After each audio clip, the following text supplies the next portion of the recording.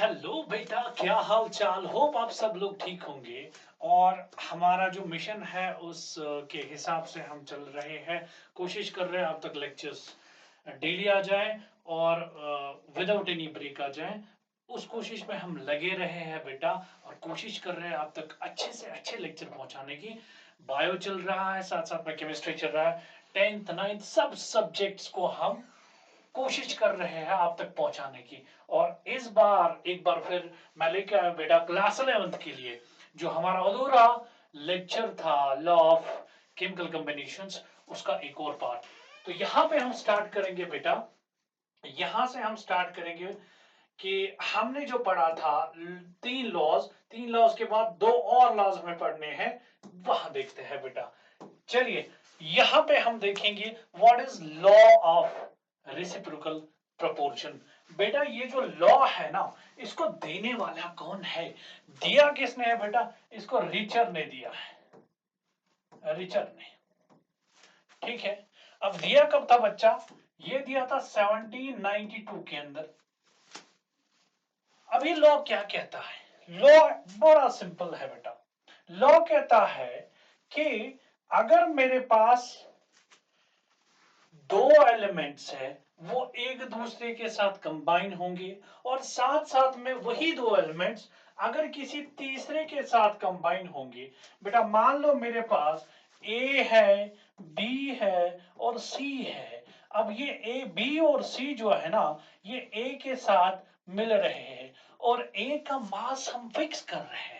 जब हमने ए का मास फिक्स किया है और देखा यहां पे जो कंपाउंड बनेगा, यहां पे जो कंपाउंड बनेगा, और उन दोनों में जो इसका रेशो मिला होगा इसके फिक्स मास के साथ, इसका जो पार्ट मिला होगा ए के फिक्स मास के साथ, अगर वो रेशो देंगे, वो रेशो देखेंगे और रेशो देखेंगे तब जब ये बी और सी एक दूसरे के साथ मिलेंगे। ठीक है, वो आपको क्या दिखेगा बेटा? या तो वही रेशो दिखेगा या तो उसका मल्टीपल दिखेगा। तो सिंपल से हम स्टेटमेंट पे जाएंगे और साथ साथ में आप ये सीखेंगे भी बेटा। चलिए, आप याद रखिएगा बेटा, what is law of reciprocal proportion.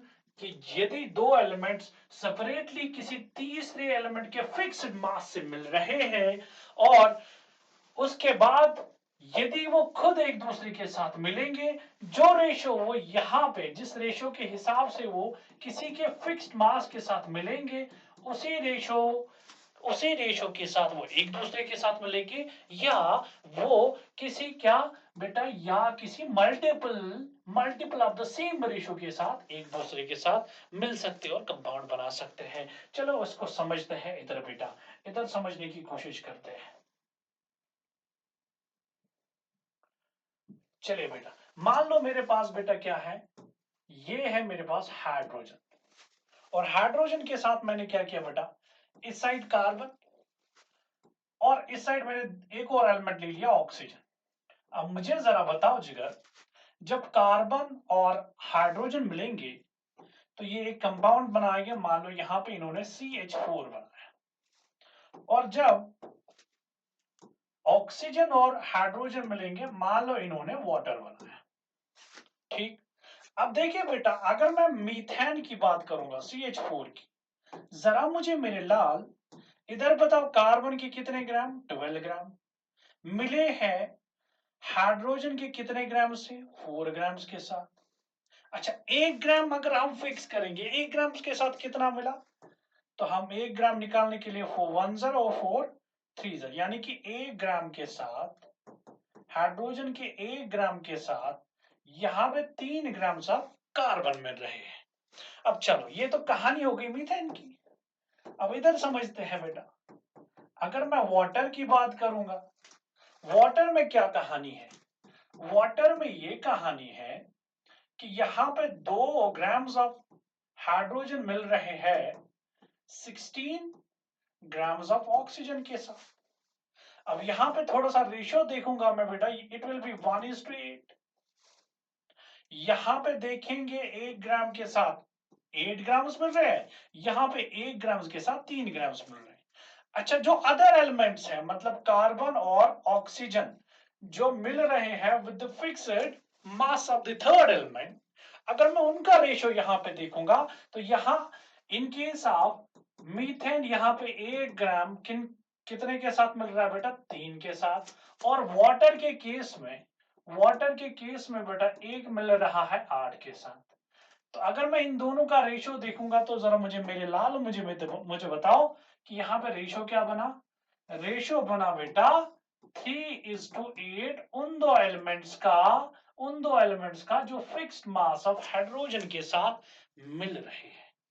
अब यहाँ पे देखेंगे बेटा आप, अगर मैं बात करूंगा जब ये एक दूसरे के साथ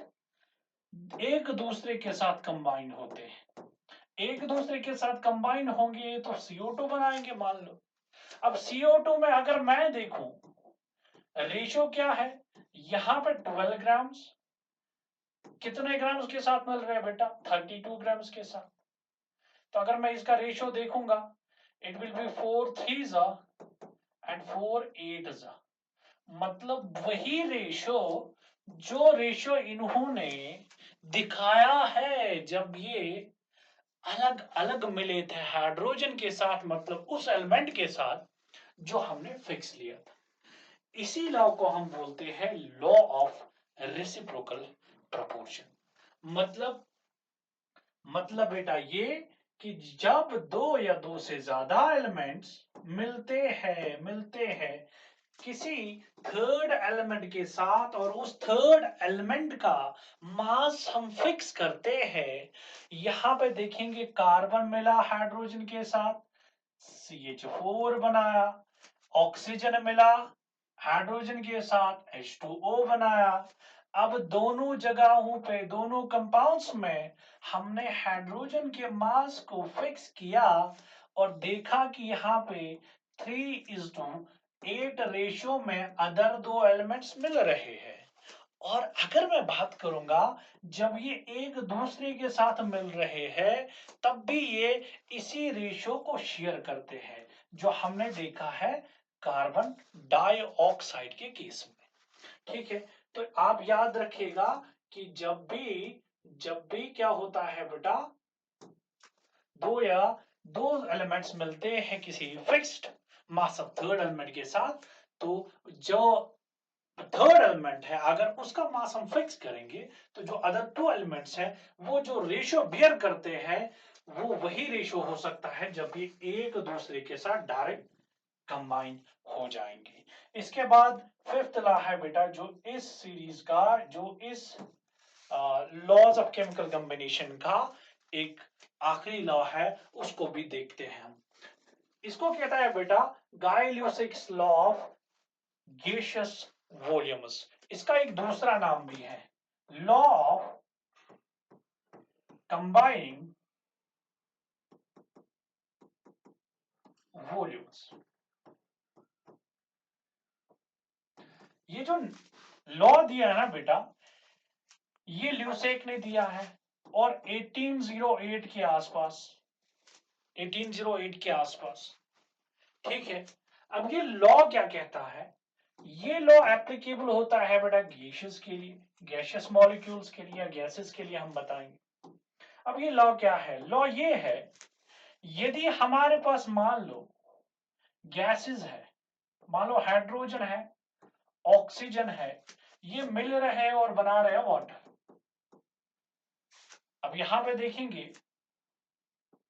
2 टाइम्स, तो हमारे पास क्या आया बेटा, ये भी 2 टाइम्स, मतलब यहाँ पे 2 वॉल्यूम्स इसके हाइड्रोजन के एक वॉल्यूम ऑफ ऑक्सीजन के साथ मिलते हैं और आपके पास आता है बेटा 2 वॉल्यूम्स ऑफ, हाँ क्योंकि यहाँ पे 2 वॉल्यूम्स मिल रहे हैं हाइड्रोजन के और यहाँ पे एक वॉल्यूम ऑक्सीजन का मिल रहा है, तो यहाँ पे 2 वॉल्यूम्स आपको दिख रहे होंगे कि हाइड्रोजन के मिल रहे हैं एक वॉल्यूम ऑफ ऑक्सीजन के साथ और 2 वॉल्यूम्स ऑफ वाटर बन रहे हैं।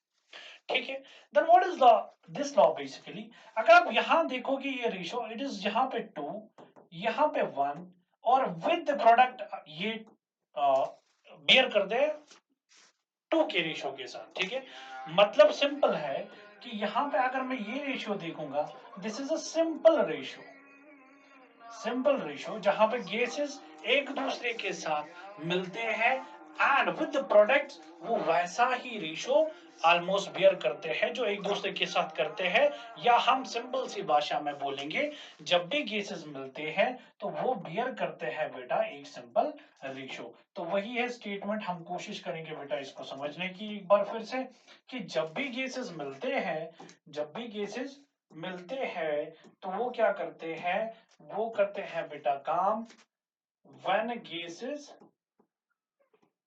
जब भी गैसेस रिएक्ट करते हैं वो क्या करते हैं, they do so in volumes, they do so in volumes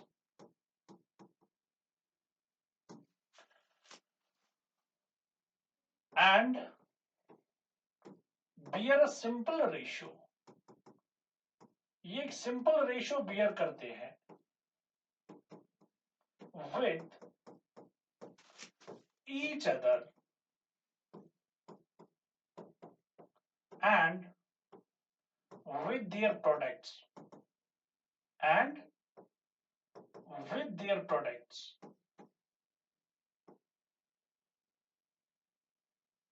provided यहाँ पे तीन कंडीशंस हैं। सबसे पहली चीज कि ये जो गैसेस होनी चाहिए बेटा, ये सारे आपके गैसेस होने चाहिए, आपके रिएक्टेंट्स भी और प्रोडक्ट्स भी, पहली बात। दूसरी बात क्या, जो टेम्परेचर है ना और जो प्रेशर है ना जिगर मेरा, वो सिमिलर होना चाहिए ऑल केसेस में। In every case the temperature and pressure should be equal. ये बहुत ज्यादा जरूरी है। मतलब क्या, जब भी गैसेस रिएक्ट करेंगे, जब भी गैसेस रिएक्ट करेंगे, they do so in volumes, they do so in volumes, और वो बियर करते हैं क्या बेटा, एक सिंपल रेशो एक दूसरे के साथ, एक दूसरे के साथ एंड विद द प्रोडक्ट जो हमने दिखाया। चलो इसको कोशिश करते हैं फिर से एक बार फिर समझने की। जैसे हमारे पास है H2O2, इट गिव्स वाटर। इसको थोड़ा सा बैलेंस करने की कोशिश करेंगे हम। तो यहाँ पे अगर 2 टाइम्स वाटर तो यहाँ पे 2 टाइम्स हाइड्रोजन होगा। तो यहाँ पे क्या आ जाएगा बेटा, यानी कि हाइड्रोजन के यहाँ पे दो वॉल्यूम्स मिल रहे हैं, एक वॉल्यूम ऑफ ऑक्सीजन के साथ, एक वॉल्यूम ऑफ ऑक्सीजन के साथ, यहाँ पे हाइड्रोजन के दो वॉल्यूम्स, और यहाँ पे दो वॉल्यूम्स किसके बन रहे हैं बेटा, वाटर के, वाटर के दो वॉल्यूम्स बन रहे हैं। अब यहाँ पे देखेंगे ये जो रेशियो है, इट इज 2:1:2, मतलब जो ये रेशियो है it is a simple ratio.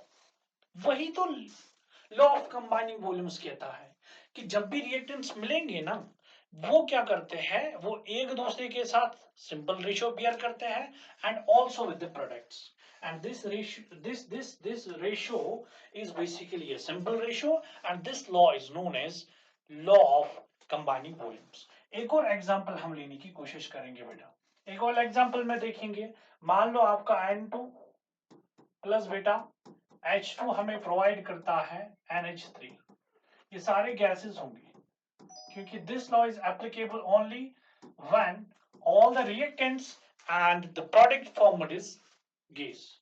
तो यहाँ पे देखेंगे, इसको बैलेंस करने की कोशिश करेंगे हम। तो यहाँ पे 2 टाइम्स, तो यहाँ पे हमें 3 टाइम्स डालना पड़ेगा।